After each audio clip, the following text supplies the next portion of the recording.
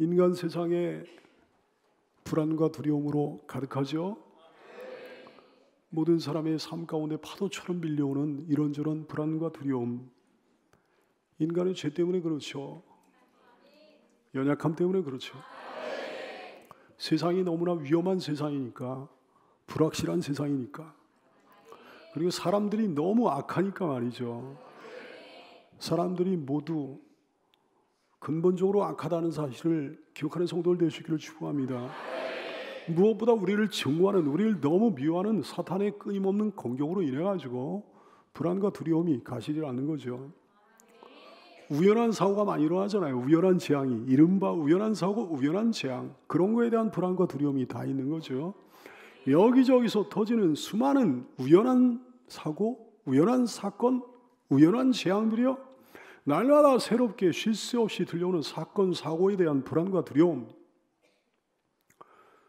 그러나 사랑하는 성도들이여, 실제로 우연은 절대로 없다는 사실을 기억하게 되기를 축복합니다. 우연이 어디 있어요? 특히나 하나님 자녀의 삶 가운데는 그 어떤 작은 우연도 없다는 사실을 기억하게 되기를 축복합니다. 내 삶의 궁극적인 비극에 대한 불안과 두려움도 있는 거죠. 내 삶이 비극으로 끝나는 거 아닐까? 원죄를 안고 태어난 사람이라면 뭐 이런 두려움이 있는 건 당연할 거예요. 특히나 우리가 마귀를 소원하는 어떤 존재가 있으니까 그런 불안과 두려움이 없을 수가 없는 거죠. 베드로전서 5장 8절 말씀에 그러셨어요. 근신하라, 깨어라, 너희 대적 마귀가 우는 사자같이 두루다니며 삼킬 자를 찾는다 그랬어요. 여기저기 안 다니는 데 없어. 삼킬 자를 찾느라고 말이죠. 계시록 12장 9절 말씀에 말씀합니다. 큰 용이 내쫓기니 옛뱀 곧 마귀라고도 하고 사탄이라고도 하며 온 천하를 꿰는 자다, 이렇게 말씀하셨어요. 여러분도 꿰는다는 말씀이죠. 계시록 12장 12절 그러나 땅과 바다는 화 있을진저 이는 마귀가 자기의 때가 얼마 남지 않음을 알므로 크게 분내어 너에게 내려왔습니다 그러셨어요. 크게 분내가지고 우리에게 내려왔다 그랬습니다. 그놈의 마귀가 말이죠. 그러니까 불안과 두려움이 없을 수가 없는 거 아니겠습니까? 사람들은 이런 불안과 두려움을 어떻게 해결할까요? 나에게는 어떤 불안과 두려움도 없다, 나는 그냥 태평하기만 하다, 이런 사람이 있다면 그게 어디 사람입니까? 그게 짐승이죠. 아니면 문외인이거나 뇌가 없는 사람이거나 아니면 머리에다가 꼭 꽂고 다니는 사람이겠죠. 불안과 두려움이 왜 없겠어요, 사람에게요. 그러니까 불안과 두려움이 있긴 있는데 그냥저냥 하루하루 떼어넘깁니다. 그냥 내일 없이 살아갑니다. 그런 사람이 있다면 미련하고 어리석은 불쌍한 사람이고, 불안과 두려움 때문에 엉뚱한 종교를 찾는 거예요. 엉뚱한 거 의지하는 사람이 있어요. 번지수를 잘못 찾은 어리석은 사람이에요. 그 결과는 멸망일 거예요. 불안과 두려움의 주 예수님 앞에 나온 사람이 여기 있습니까? 하나님께서 함께 하시는 지혜로운 사람입니다. 자, 여러분, 이제 불안과 두려움이 예수님 앞에 나왔으므로 해결이 됐나요? 근데 기독교인의 불안과 두려움은 웬 겁니까? 불안과 두려움 때문에 예수님 앞에 나왔다고 한다면, 예수님 믿고 의지하기 시작했다면 불안과 두려움에 대한 정확한 처방대로 한 거예요. 잘한 거예요. 그러면 이제 불안과 두려움의 근원이 해소돼야 되는 거 아니겠습니까? 불안과 두려움으로부터 해방됐어야 오른 거 아니겠습니까? 주님의 사랑이 있잖아요. 말할 수 없는 은혜가 있잖아요. 언제나 우리를 도와주시잖아요. 언제나 우리를 보살펴 주시잖아요. 언제나 우리를 보호해 주시잖아요. 주님을 우리가 신뢰하지 않습니까? 주님을 우리가 믿지 않습니까? 그렇게 됐나요? 근데 세상 사람들처럼 두려움과 불안과 근심과 걱정 속에 살아가는 수많은 교인들이 있으니까요. 여러분 어떻습니까? 지난번에도 한번 간단하게 얘기했나요? 영화를 보는 방법이 있습니다. 영화의 원칙이 있거든요. 우리 아내가 영화 보는 중에 나한테 자주 물어봅니다. 근데 그냥 감탄을 그만하지 못하는 거예요. 어떻게 그렇게 잘하느냐고 말이죠. 정말 어떻게 그렇게 잘하냐고. 이 영화 뭐 그전에 봤냐고 막 그러면서 감탄을. 특히 내 전문 분야가 있어요. 저 사람이 죽는지 안 죽는지 정확하게 알아요. 내가 죽는다 그러면 죽습니다. 안 죽는다 그러면 끝까지 안 죽어요. 영화의 원칙, 영화의 법칙을 알고 보면요, 다 보이는 거예요. 줄거리 파악하는 방법이 있는 거거든요. 출연진의 운명을 짐작하는 방법이 있는 거거든요. 일단은 그 영화가 해피엔딩인가 새드엔딩인가 아니면 뭐 이도저도 아닌 영화인가 그걸 파악하는 게 필요하고요.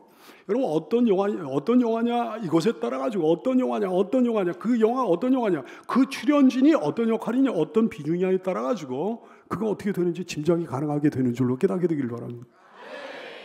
하여튼에 뭐 너무나 분명한 것은 해피엔딩이든지 새드엔딩이든지 뭐 이도저도 아닌 영화이든지 주인공만큼은 절대로 죽는 법이 없다는 거죠. 주인공이 누군가 이걸 알면들 주인공이 덜컥 중간에 덜컥 죽어버리면 그 영화가 어떻게 되겠냐 이게. 근데 죽는 경우도 있습니다. 중간에 갑자기 죽어요 주인공이. 괜찮아요. 또 살아나니까. 새드엔딩은요 마지막에 주인공이 죽는 경우도 많이 있습니다. 근데 해피엔딩은 주인공은 당연히 끝까지 안 죽습니다. 그렇죠? 불사라 얘기해요. 주인공 불사. 조연의 운명은 어떻게 되나? 조연도 뭐 어떤 조연인지 이걸 파악하면 되는 거예요. 죽는 조연도 있고 안 죽는 조연도 있고 중간에 죽을 조연도 그거 보면 알고요. 안 죽고 끝까지 살아남을 조연도 이렇게 보면 짐작이 가능한 거예요. 하여튼 여러분 우리 주님은요. 시나리오 작가요. 제작자요. 감독이십니다. 내 삶은 주님이 제작하신 주님이 연출하신 완벽한 영화입니다. 우리 운명은 어떻게 될까요? 100% 해피엔딩이죠. 왜냐하면 주님이 그렇게 대본을 써놓으셨거든요. 그 대본에 반항할 사람이 세상에 존재하지 않는다는 사실을 깨닫게 되기 바랍니다. 그 어떤 것도 반항할 수 없는 거예요. 오야 마음이에요. 주님이 그렇게 써놓으셨으니까요. 다윗도 그의 삶은 해피엔딩으로 결말 지어집니다. 신실한 모든 선배들 전부 다 해피엔딩이에요. 순교자는 목사님 어떻게 되는 겁니까? 누가 물어볼까요? 순교자는 더 해피엔딩이죠. 이 다음에 천국 가보면 알게 되는 줄로 깨닫게 되길 바랍니다. 순교자야말로 진짜 해피엔딩이에요. 하여튼 선배들의 삶을 보면 내 삶이 보이는 거죠. 선배들의 히스토리를 보면 내 히스토리가 보이는 거죠. 주님이 제작하시고 주님이 연출하신 완벽한 영화의 주인공이 누굴까요? 내가 출연하는 영화의 주인공이 둘이 있습니다. 주님 그리고 나. 뭐 유행가 가사 같은데요. 그대 그리고 나 이런 유행가 가사가 그 전에 있었는데요. 그런 게 아니고 주님 그리고 나. 주인공이 딱 둘이에요. 그 영화의 주연은 부모도 아닙니다. 자녀도 아닙니다. 배우자를 아무리 사랑한다고 해도 배우자도 아니에요. 여기는 이 목사도 아니에요. 주인공은 딱 둘이에요. 주님 그리고 나. 주님 그리고 여러분 한 분 한 분이요. 이렇게 주인공인 거예요. 주님이 작성하신 스토리를 성경을 통해 우리가 뻔히 알게 됩니다. 미리 알게 됩니다. 내 일대기를 그린 영화 시사회를 우리가 미리 성경을 통해 갖게 되는 거예요. 행복하게 감사하게 되길 원합니다. 얼마나 마음 편히 볼 수 있겠습니까? 결말이 지어져 있는데 100% 해피엔딩인데 말이죠. 그러나 위기가 있습니까? 없습니까? 있습니다. 없으면 좋겠으나 있습니다. 대답을 주저하면 안 돼요. 위기가 있어요. 하나님께서 아주 악한 조연을 캐스팅하셔가지고 사용하신다 말씀이죠. 실제 상황입니다. 리얼 스토리입니다. 그래서 우리의 삶 가운데 아슬아슬한 분위기가 가끔씩 연출이 되는 거예요. 조연의 역할은 뭘까요? 하나님께서 캐스팅하신 그 조연의 역할이 뭘까요? 어떻게 해서든지 주연이 나를 죽이는 거예요. 망하게 하는 거예요. 다윗의 스토리에도 어김없이 그 조연이 등장하죠. 사울에게 임한 악한 영이 있었습니다. 어떻게 해서든지 다윗을 죽이고자 하는 거예요. 어떻게 해서든 다윗을 망하게 하려고 그러는 거예요. 사랑하는 여러분, 다윗의 스토리를 통해 여러분을 주인공으로 삼으신 하나님께서 그렇게 연출하신 그 영화의 스토리도 알게 되기를 축원합니다. 이 스토리를 여러분을 주인공으로 한 영화의 시사회처럼 여기고 은혜롭게 감상하는 성도가 되시기를 축원합니다. 오늘 본문에 보니까 다윗의 위기가 3번이 기록이 되어 있는데요. 다윗의 위기는 앞으로도 많이 나와 있습니다만은 오늘 본문에는 3번의 위기가 나와 있다 얘기해요. 그 첫 번째, 오늘 1절 말씀에 보니까 사울이 그의 아들 요나단과 그의 모든 신하에게 다윗을 죽이라 이렇게 명령을 내렸다 그랬어요. 처음에는 안 그랬습니다. 처음에는 공개적으로 그러지 않았어요. 처음에는 자기 혼자 섭섭한 마음을 가진 거예요. 처음에는 자기 혼자 시기한 거예요. 처음에는 자기 혼자 미워한 거예요. 자기 혼자 분노한 거예요. 그래, 자기 혼자 악의를 품은 겁니다. 자기 혼자 살의를 품은 거예요. 근데 이제 대놓고 공개적으로 나가는 거예요. 사랑하는 여러분, 악한 마음은요, 방치하면 반드시 살아갑니다. 확장됩니다. 눈덩이같이 불어납니다. 내면에 있다가 외면으로 기어나옵니다. 은밀하게 시작됐다가 노골적으로 나갑니다. 나중에는 자기도 통제 불능인 거예요. 지가 지를 통제할 수 없는 거예요. 그래서 애들도 멀쩡한 애들이 한번 망가지는 거 보면 나중에는 자기도 자기를 통제를 못하는 거예요. 통제 불능이 되는 거예요. 배후에는 뭐가 있습니까? 악령이 있는 거예요. 악령이 막 쥐락펴락하는 거죠. 초기에 싹을 잘라버려야 되는 줄 깨닫게 되기를 바랍니다. 말씀으로 항상 자기 마음을 비춰보며 살아야 되는 거예요. 성령의 양심으로 자기 마음을 비춰보며 살아야 되는 거예요. 안 그러면 멸망을 면치 못하는 줄로 깨닫게 되기를 축원합니다. 1절 말씀에 사울이 그의 아들 요나단과 그의 모든 신하에게 다윗을 죽이라 말하였다 그랬어요. 어마어마한 큰 권세를 가진 왕이 다윗을 죽이라고 그래요. 다윗은 그 앞에 너무 무력한 존재예요. 큰 권세를 가진 나쁜 존재가 큰 권세를 가지고 나를 해치려고 하는 거예요. 그 앞에 나는 너무나 무력한 존재야. 이런 위기를 당한 적이 있습니까? 혹시 이런 위기를 당하고 있나요? 여러분, 그래도 주님의 사람은 망하지 않을 줄로 믿으시기를 축원합니다. 오늘의 하나님의 해법이 뭘까요? 하나님의 해결책이 뭘까요? 하나님의 보호책이 뭘까요? 놀랍게도 사울이 가장 믿는 사람, 사울이 가장 신뢰하는 사람, 악령이 또 가장 믿는 어떤 사울의 측근 요나단의 우정과 희생이었습니다. 1절 말씀, 사울이 그의 아들 요나단과 그의 모든 신하에게 다윗을 죽이라 말하였더니 사울의 아들 요나단이 다윗을 심히 좋아했다. 이게 변수였어요. 사울의 아들 요나단 그리고 다윗 사이에 브로맨스가 있었어요. 너무 아름다운 우정, 위대한 우정이 있었어요. 일반적인 상황이라면 말이죠. 일반적인 상황이라면 일반적인 역사 속에서 되어지는 어떤 이야기의 전개를 보면 요나단 같은 입장에 있는 사람이 다윗 같은 사람을 제거하는데 앞장섭니다. 왜? 자기가 이렇게 왕위로 올라서는데 이게 장애물이 되니까, 눈에 가시니까 말이죠. 라이벌이니까, 걸림돌이니까. 그러니까 요나단 같은 사람이 다윗 같은 사람을 앞장서서 죽여야 되는 거예요. 그게 악령의 생각이었을 거예요.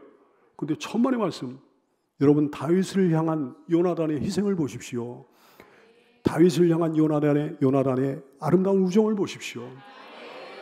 다윗을 보호합니다. 자기보다는 도리어 다윗이 왕으로 적합하다고 여기고 있습니다. 희생하는 거죠. 예수님을 향한 세례 요한의 우정과 희생을 예표하는 거예요. 요한복음 3장 30절 말씀 보니까 세례 요한이 말이죠, 예수님을 향해서 이렇게 말하고 있어요. 그는 흥하여야 하겠고 나는 쇠하여야 하리라. 오늘 요나단의 우정과 너무 비슷하지 않습니까? 다윗은 흥하여야 하겠고 나는 뒷전에 물러가도 상관이 없다, 이렇게 고백하는 거 아니겠어요? 우리 주님은, 우리 하나님은 예수님을 위해서 세례 요한을 준비해 놓으셨습니다. 마가복음 1장 2절 이하의 말씀, 선지자 이사야의 글에 보라, 내가 내 사자를 네 앞에 보내노니 세례 요한 그 사람이 너에게를 준비하리라. 광야 외치는 자의 소리가 있어 이르되 너희는 주의 길을 예비하라, 그의 오실 길을 곧게 하라. 이렇게 해가지고 하나님께서 세례 요한을 예수님을 위해 준비해 놓으셨다 말씀하는 거죠. 세례 요한을 예수님을 위해 준비해 놓으셨던 하나님께서는 다윗을 위해 요나단을 준비해 놓으셨던 거예요. 사랑하는 여러분, 여러분 인생의 영화의 주연인 여러분을 위해 하나님께서 무엇을 예비해 놓으신 줄로 깨닫게 되길 바랍니다. 어떤 것을, 어떤 사람을 준비해 놓으신 줄로 깨닫게 되기를 바랍니다. 그래서 안 망하게 될 줄로 믿으시기를 축원합니다. 요나단은요, 다윗에게 위험을 알려주고 조심시킵니다. 2절 말씀, 그가 다윗에게 말하이르되 내 아버지 사울이 너를 죽이기를 꾀하시느니라. 다 일러주는 거예요. 그러므로 이제 청하노니 아침에 조심하여 은밀한 곳에 숨어 있으라 그랬어요. 여러분, 여러분의 우군이 누굽니까? 여러분의 아군이 누굽니까? 여러분의 편이 누굽니까? 여러분을 그리도 사랑하는 사람이 누굽니까? 여러분의 우군이, 여러분의 아군이 여러분에게 어떤 위험을 경고하면서 조심시키는 말에 주의를 기울일 줄 알아야 되겠습니다. 그러니까 어린이와 청소년들요, 부모의 말에 주의를 기울여야 되는 거예요. 부모의 경고와 충고에 귀를 기울여야 되는 거예요. 여러분, 목자의 말에 귀를 기울여야 되는 거예요. 주의를 기울여야 되는 겁니다. 은밀한 곳에 숨어 있으라. 위기 상황 가운데 여러분도 주님의 은밀한 곳에 숨어 있게 되기를 축원합니다. 시편 27편 5절 여호와께서 환난 날에 나를 그의 초막 속에 비밀히 지키시고 그의 장막 은밀한 곳에 나를 숨기시며 높은 바위 위에 두시리로다 그랬어요. 시편 31편 20절 주께서 그들을 주의 은밀한 곳에 숨기사 사람의 꾀에서 벗어나게 하시고 비밀히 장막에 감추사 말다툼에서 면하게 하시리이다. 여러분도 다윗처럼 주님의 은밀한 곳에 숨게 되기를 축원합니다. 요나단은 다윗에게 꼭 필요한 정보를 제공을 합니다. 3절 말씀, 내가 나가서 네가 있는 들에서 내 아버지 곁에 서서 너의 일을 내 아버지와 말하다가 무엇을 보면 너에게 알려주리라. 그래요. 사랑하는 여러분, 다윗은 요나단이 일러주는 그 정보에 당연히 귀를 기울이지 않았겠습니까? 여러분도 여러분을 위한 정보, 여러분에게 유용한 정보에 귀를 기울여야 되는 거예요. 남의 말을 좀 들을 줄 알아야 되는 거죠. 귀가 큰 사람이 돼야 되는 거죠.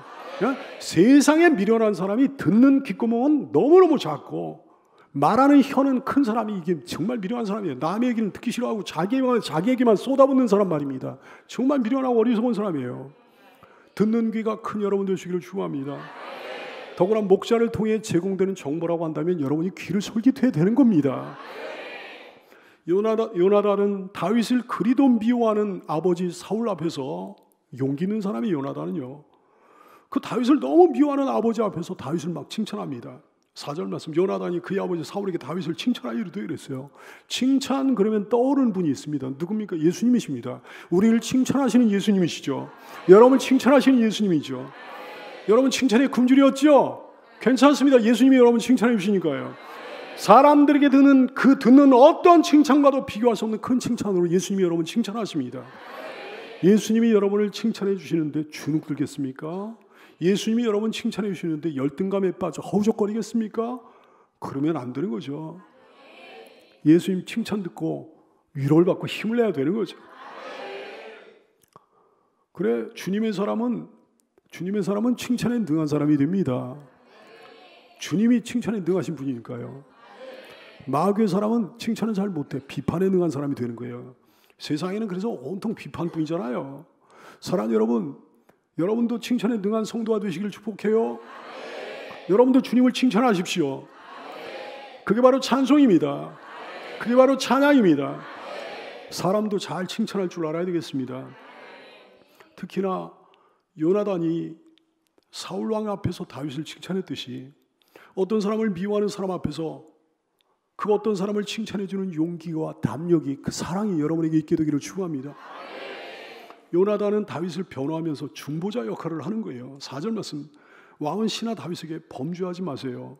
그는 왕께 득죄하지 아니하지 않았습니까? 그가 왕께 행한 일은 심히 선한 일뿐 아닙니까? 그러므로 범죄하지 마소서 그랬어요. 요나단의 변호와 중보를 보면 떠오르는 게 있는데 우리 예수님의 사역입니다. 우리를 위한 예수님의 사역이요. 우리를 이렇게 변호해 주시고 우리를 위해 중보해 주시는 우리 예수님이요. 그래요. 1000명, 10,000명의 적이 만들어내는 불행보다 한 명의 진짜 친구가 만들어내는 행복이 더 큰 법 아니겠습니까? 온 천하가 여러분을 대적한다고 해도 예수님 한 분이 여러분을 변호하고 여러분을 위해 애써주신다고 한다면, 여러분을 편들어 주신다고 한다면 여러분은 행복한 거예요. 온 천하가 여러분을 향해서 나쁜 얘기를 쏟아붓는다고 해도 예수님 한 분이 여러분의 신실한 친구가 되어주신다고 한다면 여러분 힘을 내야 되는 거예요. 요한복음 15장 15절, 이제부터는 너희를 종이라 하지 아니하리니 종은 주인이 하는 것을 알지 못함이라. 너희를 친구라 하였노니 내가 내 아버지께 들은 것을 다 친구인 너희에게 알게 하였습니다. 보세요. 나의 참된 친구이신 예수님께서 나를 변호해 주시고 편들어 주시는데 내가 망했습니까? 요나단은 아버지 사울 왕에게 그러는 거예요. 다윗에게 범죄하지 마옵소서 그러는 거예요. 4절 말씀, 왕은 신하 다윗에게 범죄하지 마옵소서. 그는 왕께 득죄하지 아니하였고 그가 왕께 행한 일은 심히 선함이니이다 그랬어요. 요나단의 이 말이 얼마나 의미심장한지. 왕에게 잘못한 일이 없습니다. 다윗은 왕에게 잘못한 일이 없습니다. 여러분, 그렇습니다. 다윗의 후손이신 예수님께서는 우리에게 잘못하신 일이 없습니다. 사람에게 잘못하신 적이 없습니다. 또 뭐라고 그런 거 아니? 다윗은 왕에게 심히 선한 일만 했습니다. 그러는 거예요. 맞아요. 예수님께서는 사람에게 심히 선하신 일만 행하셨습니다. 또 뭐라는 거 아니 이런 얘기를 하는 거예요.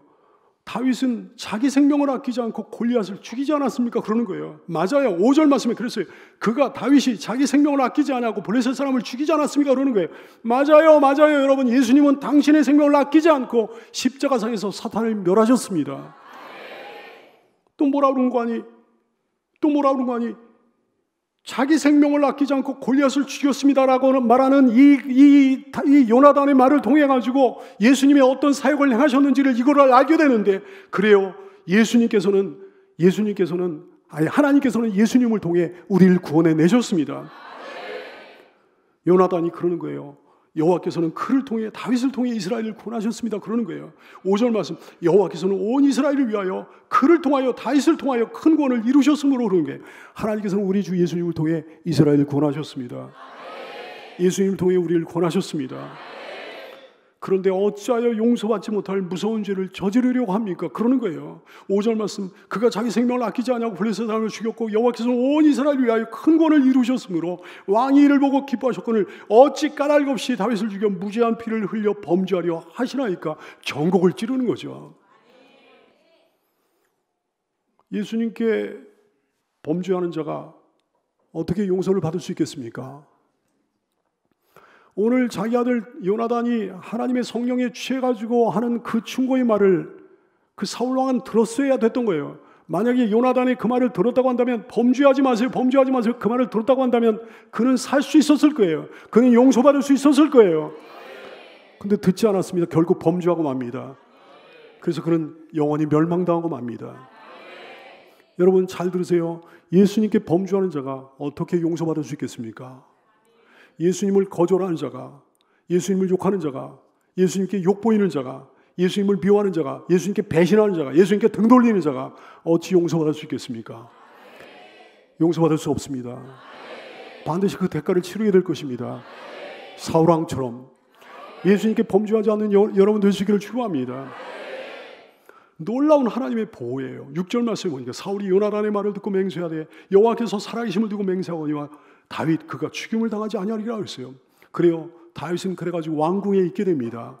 7절 말씀, 요나단이 다윗을 불러 그 모든 일을 다윗에게 알리고 요나단이 다윗을 사울에게로 인도하니 다윗 그 사람이 사울 앞에 전같이 섰더라 그랬어요. 천부장의 신분을 유지하게 된 거예요. 왕 앞에서 하나님을 찬양하는 신분을 유지하게 된 거예요. 다윗을 해치려고 했던 악령, 요나단을 납세워가지고 충분히 해칠 수 있다고 생각했던 악령이 완전히 김이 센 거지. 불사. 내 마음대로 안 되는구나. 이 인간 못 죽이는구나. 이 인간에게는 특별한 보호자가 있구나. 불사. 여러분 앞에서도 악령이 김센 목소리로 불사라고 외치게 될 줄로 믿어요. 불사. 내 마음대로 안 되는구나. 저 인간에게는 특별한 보호자가 있구나.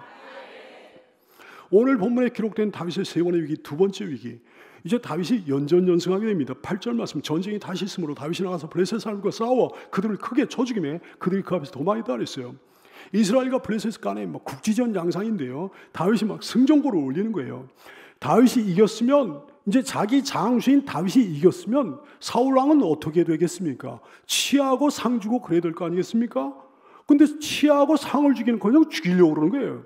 다윗의 승전보가 이제 들려오자 열등감에 또 시달리는 거예요. 피해의식이 생기는 거예요. 시기와 질투와 분노가 또다시 일어나는 거예요. 참 악합니다. 여러분, 사람이 어떤 면에서 악한지 아세요? 상 줄 사람 벌 주고 벌 줄 사람 상 줍니다. 높은 사람만 그래요? 일반 국민들 다 마찬가지. 온 세상 사람 다 그래요. 그러면서도 자기가 지대로 하고 있다고 믿는 거지. 스스로를 의롭게 여기는 거지. 자화자찬한 거지. 그건 더 나쁜 거죠. 하나님 보시기에 얼마나 역겹겠습니까? 우리 하나님 왜 온전하신 분일까요? 우리 하나님 왜 선하시고 의로우신 분일까요? 상 줄 사람 정확히 상 주시고 벌 줄 사람 정확히 벌 주십니다. 여러분, 하나님 닮은 성도가 맞지요? 그러면 영적인 분별력이 여러분에게 있어야 되는 줄 압니다. 영적인 판단력이 여러분에게 있어야 되는 줄 압니다. 의롭게 바르게 행하는 여러분 되시기를 축복해요. 사울의 다짐과 사울의 맹세는 오래가지 못했습니다. 6절 말씀에 보니까 이렇게 맹세를 했었거든요. 사울이 요나단의 말을 듣고 맹세하되 여호와께서 살아계심을 두고 맹세하거니와 다윗이 죽임을 당하지 아니하리라 이렇게 맹세를 했거든요. 근데 오래가지를 못해서 또다시 다윗을 죽이고자 하는 마음이 막 일어나는 거예요. 변덕이 죽을 듯하는 거예요. 업다운이 너무 심한 거예요. 여러분, 업다운이 심한 사람 조심하십시오.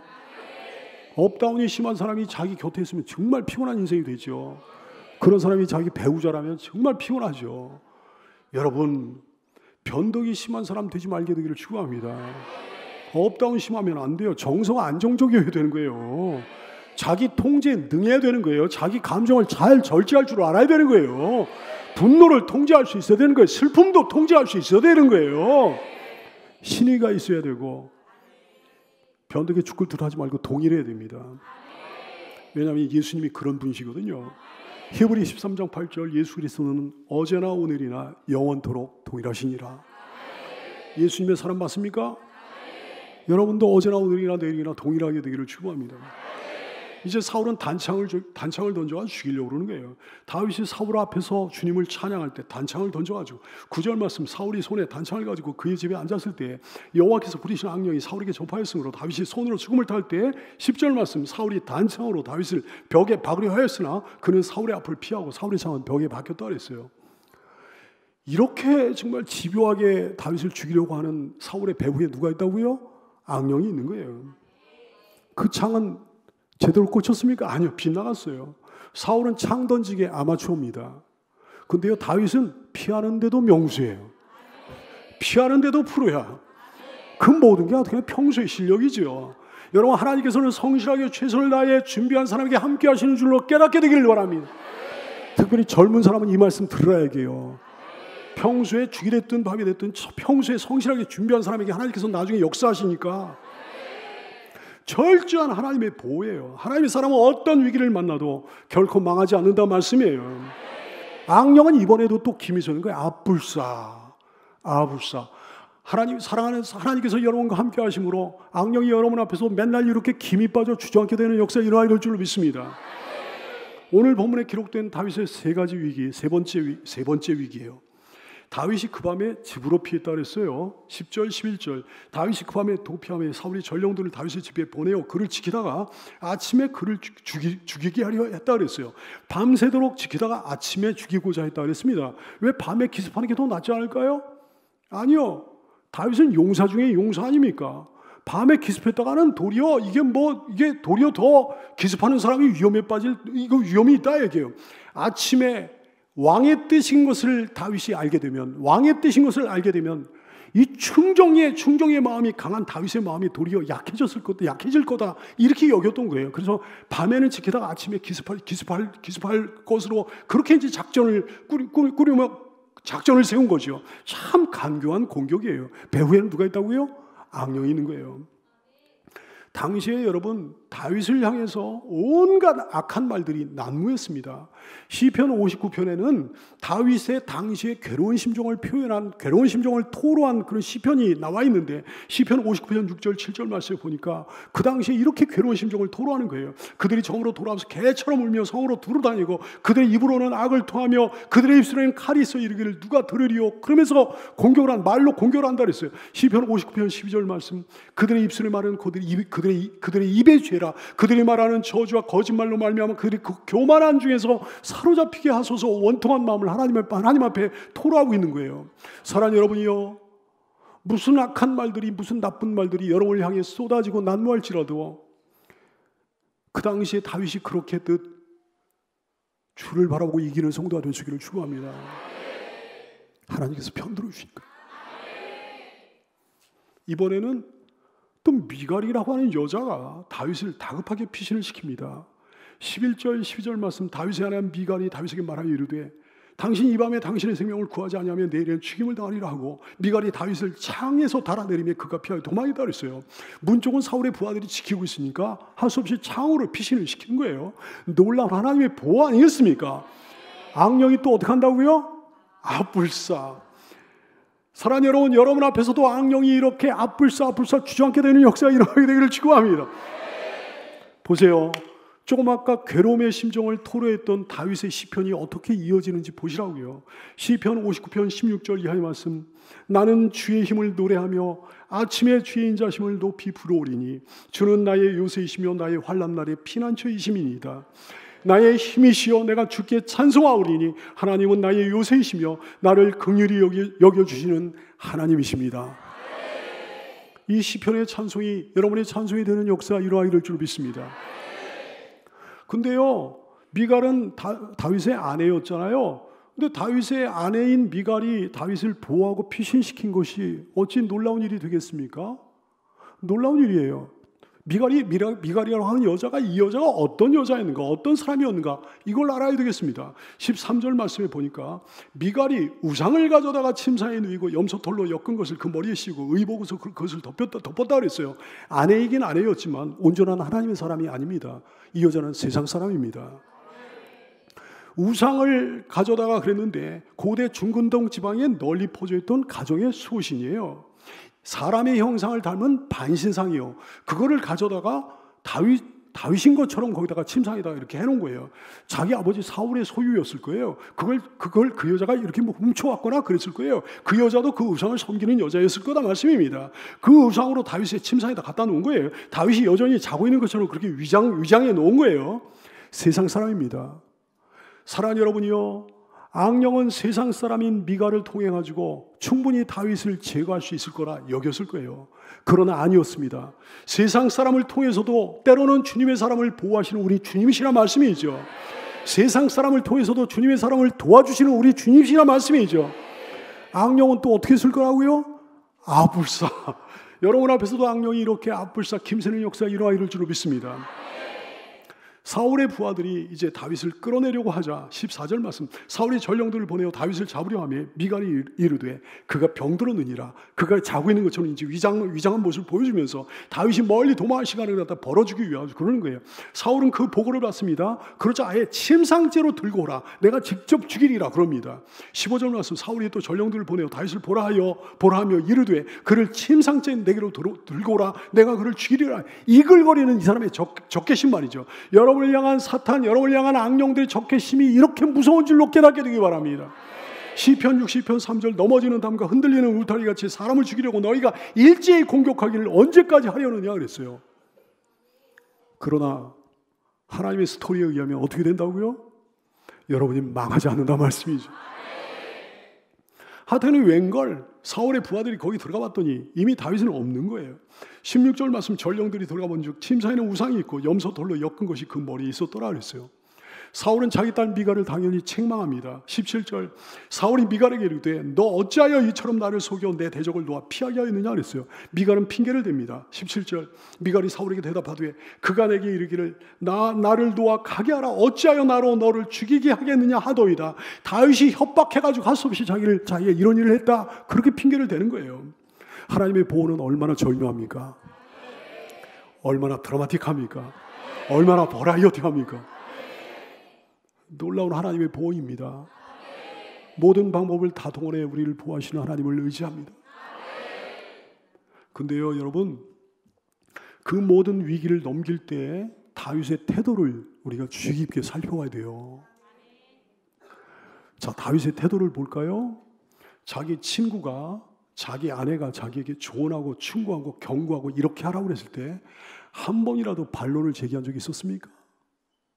한 번이라도 싫다고 한 적이 있었습니까? 한 번이라도 이의를 제기한 적이 있었습니까? 아니요. 다윗은 고집스럽지 않았어요. 사랑하는 여러분, 살기를 원합니까? 망하지 않기를 원합니까? 그러면 고집스러우면 안 되는 거예요. 친구의 조언에, 아내의 조언에 귀를 기울이잖아요. 귀를 기울일 줄 아는 여러분 되시기를 축복합니다. 다윗은 강한 사람이었습니까? 약한 사람이었습니까? 강한 사람이었습니다. 무지하게 강한 사람이었습니다. 근데요, 진정한 감이라고 하는 것은 고집스러운 걸 얘기하는 게 아니에요. 다윗같이 행하는 것을 말하는 거예요. 평소에는 강하다가도 충언과 조언에 귀를 기울일 줄 아는 것. 이것이 진정한 감입니다. 이것이 여러분을 살게 할 겁니다. 이것이 여러분을 망하지 않게 할 겁니다. 이것이 여러분을 향해서 말씀하시는 하나님의 말씀을 듣는 통로가 될 것입니다. 이것이 여러분을 구원할 것입니다.